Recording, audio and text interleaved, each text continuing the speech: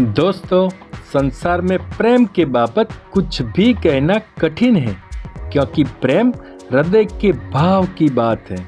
शुद्ध प्रेम का अर्थ सबने अपनी अपनी परिभाषा में कहने की कोशिश की है। प्रेम के बाबत मेरा मानना है कि संसार में सतत परिवर्तन होता है, समय की धारा का बहाव है, यहाँ कुछ भी स्थिर नहीं है और सतत परिवर्तन होता है। फिर भी प्रेम को शॉर्ट में कहा जाए तो बदलते समय, संजोग या परिस्थिति जो भी हो, लेकिन व्यक्ति का मन और स्वभाव स्थिर बना रहे और कुछ भी बदलाव ना आए, वही शुद्ध प्रेम है। क्योंकि संसार में समय के साथ सब परिवर्तित होता है, लेकिन व्यक्ति का मन स्थिर बना रहे और विचलित ना हो, अपनी स्थिरता की धरी पर तनिक भी फर्क ना आए, वो शुद्ध प्रेम है। और समय और संजोग के बदलाव पर बदल जाए, वह प्रेम नहीं है।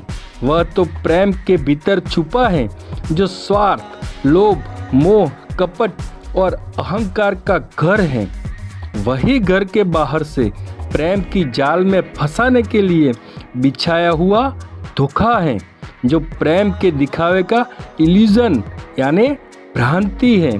क्योंकि शुद्ध प्रेम हो तो चाहे समय और संजोग का बदलाव शरीर, धन और आयुष्य पर कितनी भी बड़ी इफेक्ट करें, लेकिन साथी व्यक्ति का मन और स्वभाव की स्थिरता 0 लेवल पर बनी रहे, वही शुद्ध प्रेम है।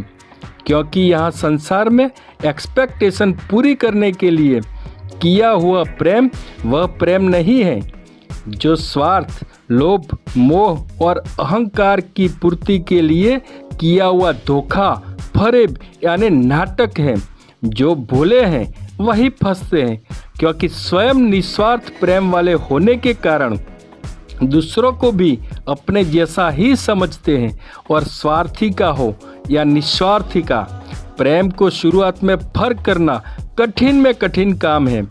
क्योंकि शुरुआत में दोनों समान नजर आते हैं और समान प्रेम का फर्क तब समझ में आता है कि समय बदलने पर जो बदल जाए, वो समझना प्रेम नहीं था। और जो स्थिर रहे, जिसमें 1% की भी फर्क ना आए, वो समझना सच्चा प्यार था और है। दोस्तों, संसार में आप जिसे प्रेम करो और भरोसा करो, वही आपके सबसे करीबी अपने ही आपको धोखा देते हैं। और दूसरों पर आप पूरा भरोसा नहीं करते हो, इसलिए दूसरे आपको धोखा देने में निष्फल होते हैं। लेकिन धोखा देने वालों की सफलता रियल में सफलता नहीं है, क्योंकि प्रकृति में कर्म का फल समय पर पक्का आता है और आपने जो दिया है वह लौट कर वापिस आता है। इसलिए कर्म के आधार को समझे तो संसार में किसी को साथ या सुख दे सको तो अच्छी बात है, लेकिन धोखा और दुख दोगे तो आगे जाकर भोगना ही पड़ता है। दोस्तों, ऐसे तो संसार का प्रेम एक्सपेक्टेशन यानी महत्वाकांक्षा के आधार पर बड़े हिस्से में है, और बिना महत्वाकांक्षा का शुद्ध प्रेम बहुत ही कम मात्रा में है। फिर भी इतने बड़े संसार में जो प्रेम की खुशबू बह रही है, वह कम है, फिर भी नदी की बाढ़ की तरह है। जो संसार का महत्वाकांक्षा का प्रेम है, उसके लेवल को गिरा देती है। इसलिए संसार में प्रेम, सुख और शांति पानी की तरह शीतल और अमर है। बाकी संसार रेगिस्तान जैसा होता। दोस्तों, हम बिना एक्सपेक्टेशन के संसार में सुख, शांति और प्रेम बढ़ाने में सहयोगी बने, ये आशा के साथ यह वीडियो आपको अच्छा लगा होगा। वीडियो को लाइक, शेयर और कमेंट करना ना भूलें और मिलते हैं नेक्स्ट वीडियो में। तब तक के लिए जय श्री कृष्ण।